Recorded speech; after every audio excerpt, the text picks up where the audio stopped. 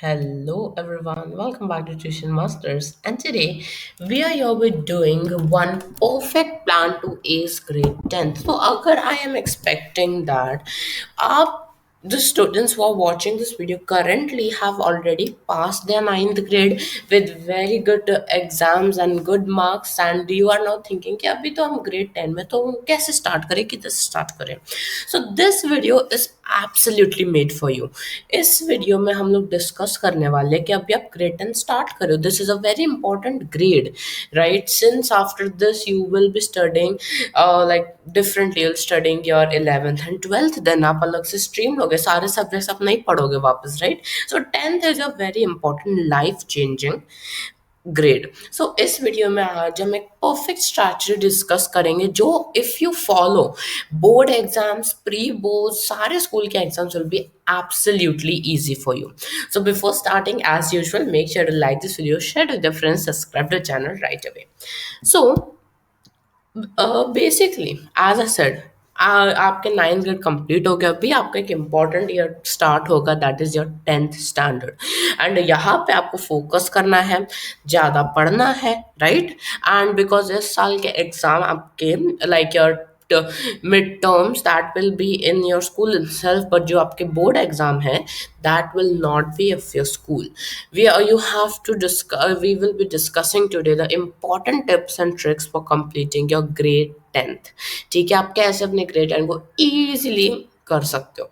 Okay, so before starting I'll tell you guys, okay, it is important to you know that grade 9 is actually tougher than grade 10. आप grade 10 में अभी हो, the grade 9 is tougher than that. Means grade 10 आपके लिए easy है.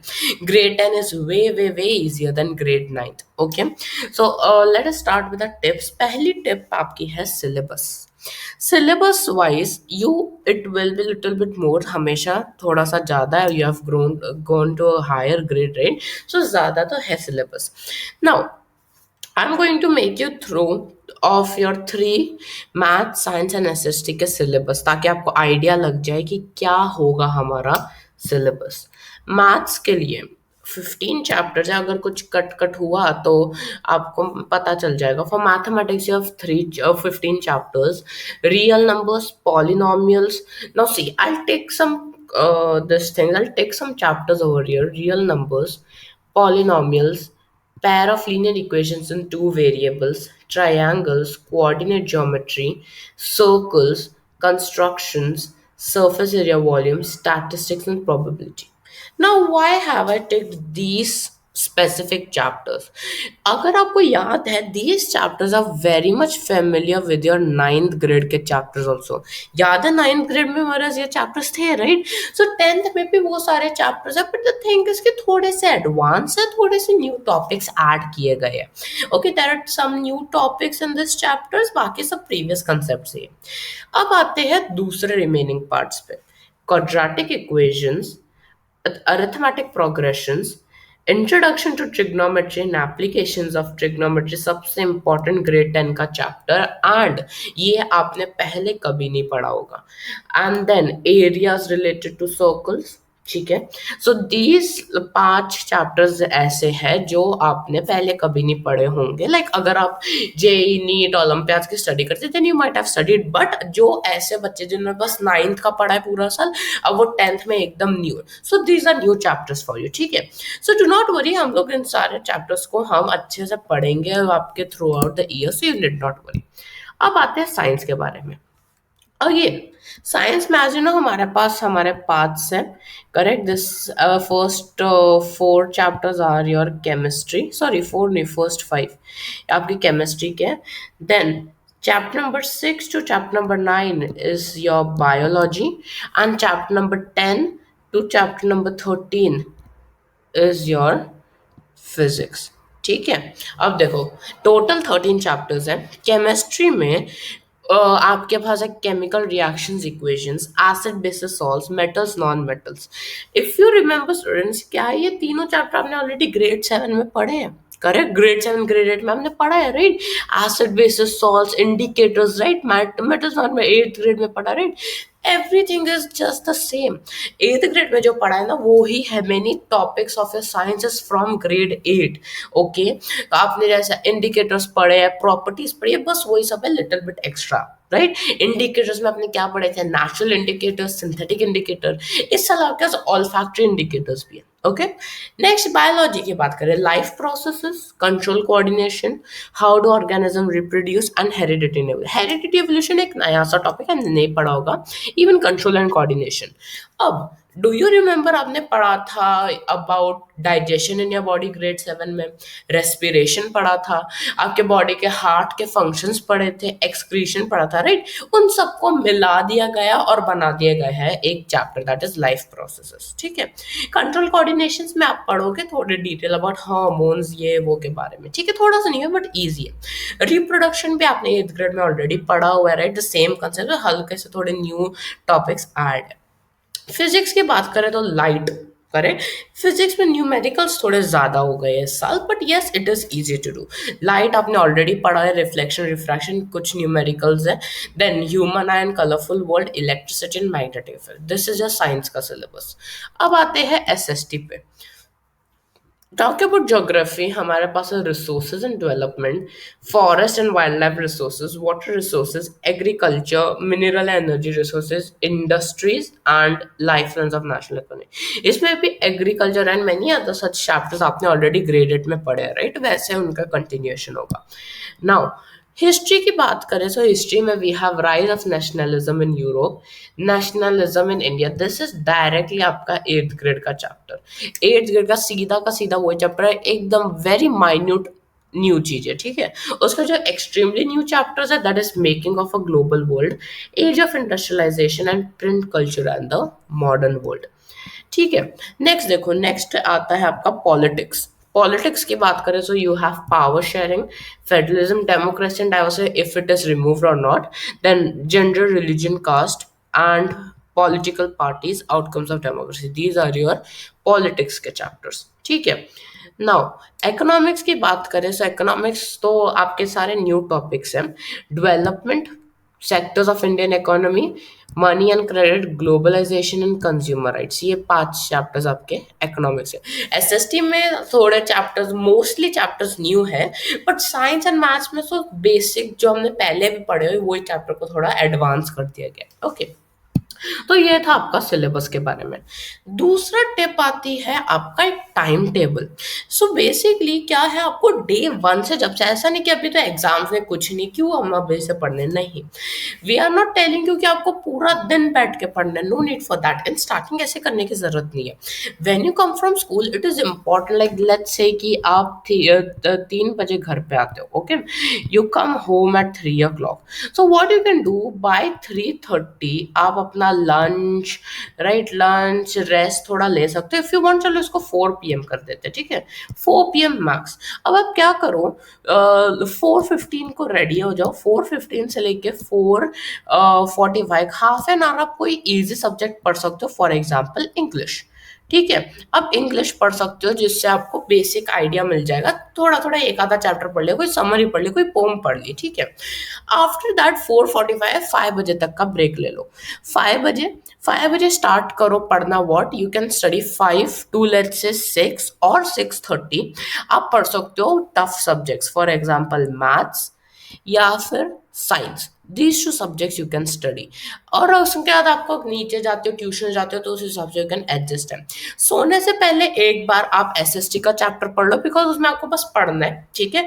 आपको पढ़ के याद करना, कुछ पेन पेपर की जरूरत नहीं है, बस टेक्स्ट बुक हाथ में लेनी है और पढ़ना है। So that you can do such एक एफिशिएंट टाइम टेबल। जब आप prepare, if you want students, you can write in the comment section to give you a sample time table, how to, what will be appropriate timetable, so I'll make a video on that as well. So ये एक time table होता है that you should follow so that आप अच्छे से पढ़ सको, और ये हर दिन फॉलो करना है। Day 1 से आप स्टार्ट करोगे तब जाके बोर्ड एग्जाम्स तक आपका सब प्रॉपरली चलेगा। नेक्स्ट चीज आती है फ्लैश कार्ड्स।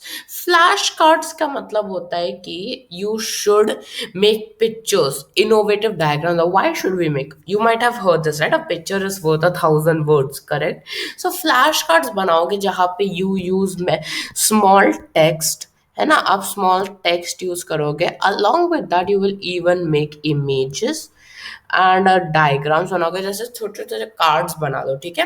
लाइक लेट्स से टुडे आप पढ़ रहे हो, चलो बायोलॉजी का लेते हैं, let's say you are studying about, okay, biology के डायग्राम्स, ओके। और you can say if you are learning chemistry, if आप केमिस्ट्री का पढ़ रहे हो, let's say acid basis salts, एक पे बना दिया आपने, लिख दिया टर्मरिक, ठीक है। टर्मरिक लिख दिया, उसके बाद इधर दो कलर बना दिए, एसिड में क्या कलर होता है, बेस में क्या कलर होता है। एसिड ये कभी काम आते हैं आपको, this will work for your exam, जब एग्जाम का टाइम होगा, if you can quickly grow through this flash card, जब इन फ्लैश कार्ड्स के थ्रू जाओगे, it will become very easy for you to study, ठीक है। So flash card is a important thing which you can refer during examination. अब exam में बनाने बैठोगे तो it will be your time wastage. सब साल के स्टार्टिंग से फ्लैश कार्ड्स बना के रखो, so that during any exam you can refer दोस्त, ठीक है।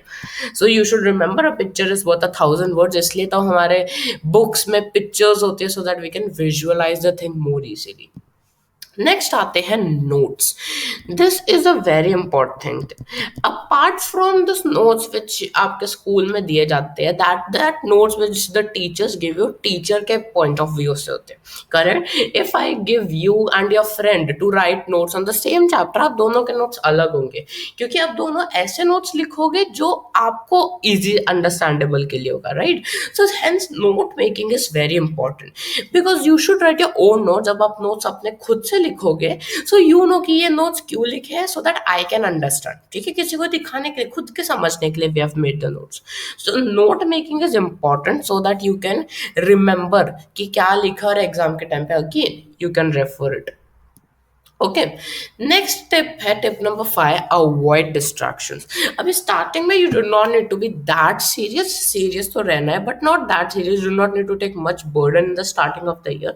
बट जैसे एग्जाम आते हैं, टर्म 1 आ गया, आपके पीटी एग्जाम्स हो गए, आपके बोर्ड एग्जाम टाइम हो गया, तो आपको अपने नोटिफिकेशंस बंद करके रखने हैं, because it's a like very common issue that जब भी स्टूडेंट्स पढ़ रहे होते हैं, अ नोटिफिकेशन पॉप, कोई भी इंस्टाग्राम, फेसबुक, व्हाट्सएप, इनसे पॉपअप आ गया, अच्छा किसी ने मैसेज, किसी ने कुछ अपलोड किया, कोई स्टोरी डाल दी, कोई रील डाल दी, सो चलो चेक करने लग जाओ, पढ़ाई रह गई। So that is why you should avoid this distractions, ठीक है ना। अभी 10th में आ गए, you should be little bit serious now, ठीक है।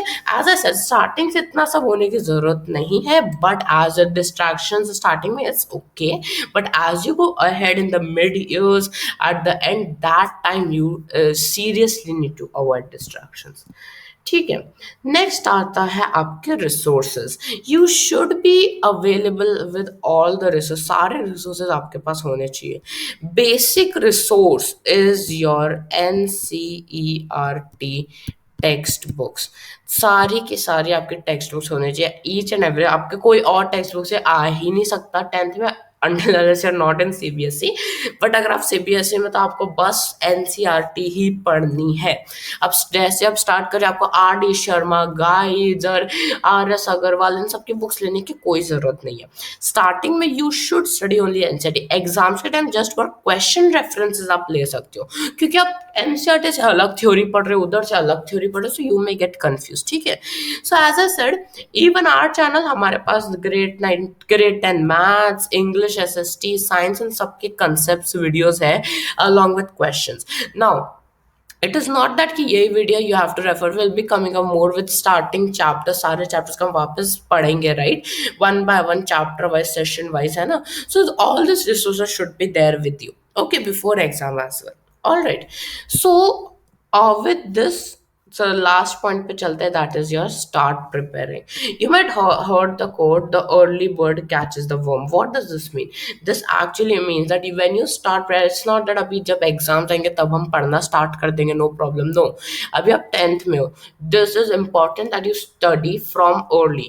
If you study small parts every day from starting, so by end आपका सब कुछ complete हो जाएगा। बट आप एंड के एक दिन पहले ही पूरे चैप्टर्स पढ़ने लग गए, so yes, that will be a problem. So start preparing from now and your exams will go very easy. So with this, thank you so much for watching. Make sure that we are there with you. Do not need to worry, we'll come up with more such videos. And if you want any more videos to come up with, make sure to tell it in the comment section.